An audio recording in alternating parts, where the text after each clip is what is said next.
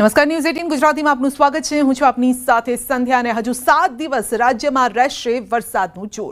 હવામાન વિભાગે કરી છે મોટી આગાહી। 7 દિવસ ગુજરાતમાં ગાજવીજ સાથે વરસાદ થશે। ઉત્તર મધ્ય અને દક્ષિણ ગુજરાતમાં વરસાદનું જોર વધુ રહેવાનું છે।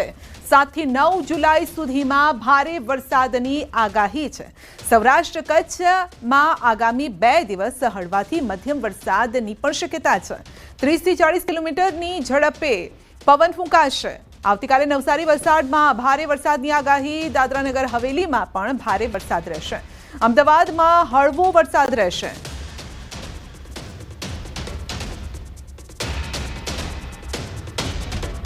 आज का जो फोरकास्ट है आने वाला अगले 7 दिन तक दोनों क्षेत्र में लाइट टू मॉडरेट रेनफॉल होने का चांसेस है। गुजरात रीजन जो है अगले 3 दिन तक वाइड स्प्रेड बारिश का संभावना है। 7 से लेकर 9 जुलाई तक और 10 से लेकर 13 जुलाई तक फेयरली वाइड स्प्रेड रेन होगा। और जो सौराष्ट्र कच्छ के लिए अगले 2 दिन wide spread light to moderate rain होने का संभावना है। इसमें उसके आगे जो रिमेनिंग आपका डे 3 से लेकर डे 7 तक 13 तारीख तक उसमें फेयरली वाइड स्प्रेड बारिश होने का संभावना है, लाइट टू मॉडरेट। और अगले 5 दिन हमारा थंडरस्टॉर्म विथ लाइटनिंग का वार्निंग दिया गया है। આ તરફ દ્વારકા જિલ્લામાં ફરી જામ્યો છે વરસાદી માહોલ। ખંભાળિયા પંથકમાં તેજ પવન સાથે ધોધમાર વરસાદ વરસ્યો છે। વરસાદના પગલે ખંભાળિયાના મુખ્ય માર્ગો પર પાણી ભરાયા। તો Nagar gate, Jodhpur gate, Ramnath society, Soni Bazaar સહિતના વિસ્તારમાં પાણી ભરાઈ ગયા છે અને બીજી તરફ ખેતરોમાં પણ પાણી ભરાયા છે। ધરતીપુત્રની ચિંતામાં વધારો થયો છે કારણ કે ઠેર ઠેર પાણી ફરી વળ્યા છે। વધુ અપડેટ મેળવીશું સંવાદદાતા મુકુંદ પાસેથી। જી મુકુંદ, દ્વારકામાં વરસાદનું જોર યથાવત છે, સ્થાનિકો સહિત ખેડૂતોમાં ચિંતા વધી। જી સંધ્યા, વાત કરવામાં આવે તો દેવભૂમિ દ્વારકા જિલ્લામાં બપોરના સમયે જ મેઘરાજાની વિરામ બાદ ફરી એન્ટ્રી શરૂ થઈ હતી। વાત કરીએ તો ખંભાળિયા શહેરમાં ધોધમાર વરસાદના કારણે ખંભાળિયાની નગર gate, Jodhpur gate, Ramnath society સહિતના જે મુખ્ય માર્ગ છે આ મુખ્ય માર્ગમાં પાણી ભરાઈ જવાના કારણે વાહન ચાલકો તેમજ રાહદારીઓને પણ પારાવાર મુશ્કેલીનો સામનો કરવો પડી રહ્યો હતો। ત્યારે વાત કરીએ તો દેવભૂમિ દ્વારકા જિલ્લાના ગ્રામ્ય વિસ્તારમાં છેલ્લા કેટલાય સમયથી સતત વરસી રહેલા વરસાદના કારણે ક્યાંક ને ક્યાંક ખેડૂતોની ચિંતામાં પણ વધારો જોવા મળ્યો છે। વરસાદી પાણી ખેતરોમાં ભરાઈ રહેલા હોય ત્યારે જે મગફળી સહિતના જે પાક છે આ પાકને પણ વ્યાપક નુકસાન થવાની ખેડૂતોમાં હાલ ભીતિ સેવાઈ રહી છે। જી સંધ્યા। જી, આપનો આભાર। તો યાત્રાધામ દ્વારકામાં વરસાદી વાતાવરણ છે અને તે વચ્ચે દરિયામાં ભારે કરંટ જોવા મળ્યો છે। ગોમતી ઘાટ પર 10 થી 12 ફૂટ ઊંચા મોજા ઉછળ્યા છે। દરિયામાં કરંટના પગલે સહેલાણીઓને દરિયા કિનારે ન જવા માટે તંત્રએ અપીલ કરી છે। દ્વારકામાં 1 દિવસના વિરામ બાદ વરસાદ શરૂ થતા રસ્તા પર પાણી ફરી વળ્યા હતા।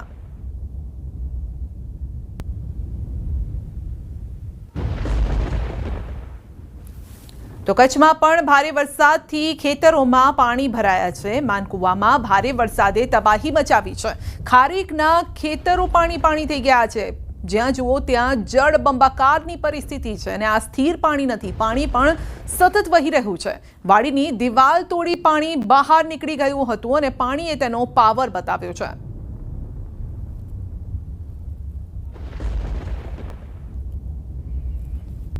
તો કચ્છ માંડવીમાં ધોધમાર વરસાદ, ભારે વરસાદથી રોડ રસ્તા ધોવાયા છે। ભાડિયા માંડવીને જોડતો કોઝવે તૂટી ગયો છે। રસ્તો ધોવાતા વાહન ચાલકો પણ રસ્તામાં અટવાયા હતા।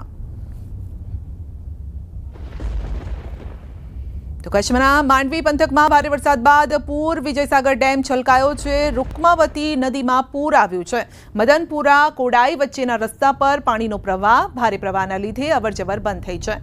ગઈકાલ રાતથી માંડવીમાં મેઘરાજા મન મૂકીને વરસી રહ્યા છે। માંડવી તાલુકા અને તેના આસપાસના વિસ્તારોમાં પણ ભારે વરસાદ છે। વરસાદી માહોલ સર્જાયો છે અને ગઈકાલની શરૂઆત સાથે પડેલા વરસાદથી વિજયસાગર ડેમ ઓવરફ્લો થયો છે, જેને લઈને સ્થાનિક ગ્રામ્ય વિસ્તારોમાં ખુશીનો માહોલ છે। તો ખેડૂતો પણ ખુશ છે। ડેમ ઓવરફ્લો થતા રમણીય દ્રશ્યો પણ સર્જાયા હતા। દૂર સુધી નજર કરો ત્યાં પાણી જ પાણી છે, તેને જોવા માટે પણ લોકો ઉમટી પડ્યા છે।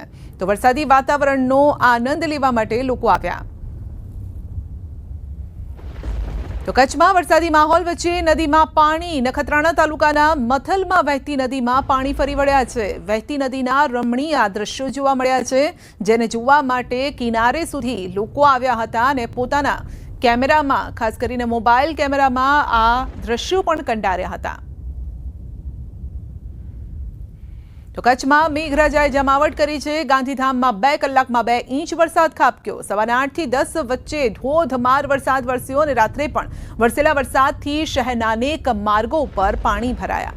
શહેરના અનેક વિસ્તારોમાં પાણી ભરાયા, લોકો પરેશાન થયા. વરસાદી નાળાની સફાઈ પાછળ લાખોનો ખર્ચ કર્યો અને છતાં પણ જળબંબાકારની સ્થિતિ છે. લોકોએ પરેશાન થવું પડી રહ્યું છે અને વાહનો પણ બંધ થઈ જઈ રહ્યા છે.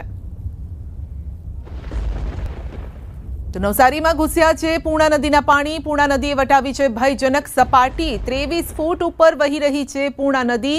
નવસારીના અનેક વિસ્તારોમાં પાણી ભરાયેલા છે. ઘરમાં 2 ફૂટ સુધીના પાણી ભરાયા છે. તો નીચાણવાળા વિસ્તારોએ ખાસ સાચવવું પડશે અને તે વિસ્તારોમાં અત્યારે પાણીએ સામ્રાજ્ય જમાવ્યું છે. હવામાન વિભાગ દ્વારા આજે નવસારી જિલ્લામાં અતિ ભારેથી ભારે વરસાદની આગાહી આપવામાં આવી છે. પૂર્ણા નદીની જો વાત કરવામાં આવે તો પૂર્ણા નદી પોતાની ભયજનક સપાટી 23 ફૂટ છે, પણ આજે પણ હાલની ઘડીએ પણ પૂર્ણા નદી 23 ફૂટે વહી રહી છે.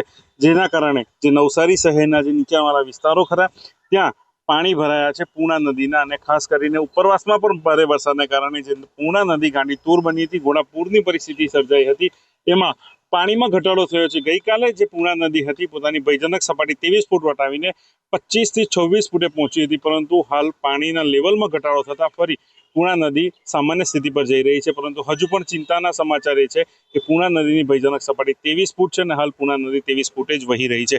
હજુ પણ નવસારી જિલ્લામાં અતિ ભારેથી ભારે વરસાદની આગાહી આપવામાં આવી છે, જેને લઈને તંત્ર સમગ્ર સ્થિતિ પર પોતાની નજર લગાવીને બેઠું છે. અને સાથે જ નવસારી જિલ્લાના જે નીચાણવાળા વિસ્તારો ખરા, ખાસ કરીને નવસારી શહેરના દશેરા ટેકરી, મેસટ ખરા અને શાંતાદેવી જેવા વિસ્તારો છે, ત્યાં પણ લોકોને સચેત રહેવા માટે વહીવટી તંત્ર દ્વારા અપીલ કરવામાં આવી છે. અને જે નીચાણવાળા વિસ્તારો છે ત્યાંથી અંદાજિત 500 થી વધુ જે લોકોનું છે એનું પણ સ્થળાંતર કરવામાં આવ્યું છે.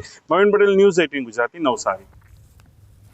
તો નવસારીની પૂર્ણા અને અંબિકા નદીમાં પૂરની પરિસ્થિતિ છે. આ વચ્ચે શાળા સંચાલકોની મનમાની પણ સામે આવી હતી. શાળામાં રજા જાહેર કરાઈ હોવા છતાં પણ વિદ્યાર્થીઓને શાળાએ બોલાવવામાં આવ્યા. કેટલીક શાળાઓ ચાલુ રાખવામાં આવી હતી. સંચાલકો પોતાનું મનસ્વી વર્તન યથાવત રાખી રહ્યા છે અને વિદ્યાર્થીઓના જીવને જોખમમાં મૂકી રહ્યા છે.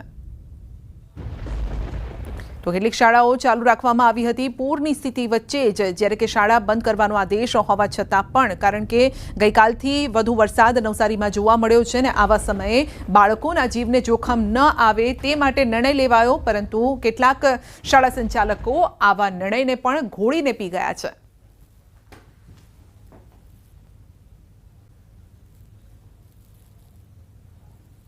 નવસારી જિલ્લામાં સતત 2 દિવસથી ધોધમાર વરસાદના કારણે નવસારી જિલ્લાની પૂર્ણા અને અંબિકા નદીઓ ગાંડીતુર બની છે. ખાસ કરીને પૂર્ણા નદી જે નવસારી તાલુકા અને નવસારી શહેરમાંથી જે પસાર થાય છે એમાં ઘોડાપૂરની પરિસ્થિતિ છે, જેને લઈને વહીવટી તંત્રએ શાળા અને કોલેજોમાં રજા જાહેર કરી છે. પરંતુ નવસારી જિલ્લાની કેટલીક એવી પ્રાઇવેટ સ્કૂલો જે છે પોતાની મનમાનીઓ કરીને શાળાઓ ચાલુ રાખતી હોય છે. જિલ્લાના માર્ગ મકાન વિભાગ હસ્તકના આવતા 90 થી વધુ રસ્તાઓ બંધ છે.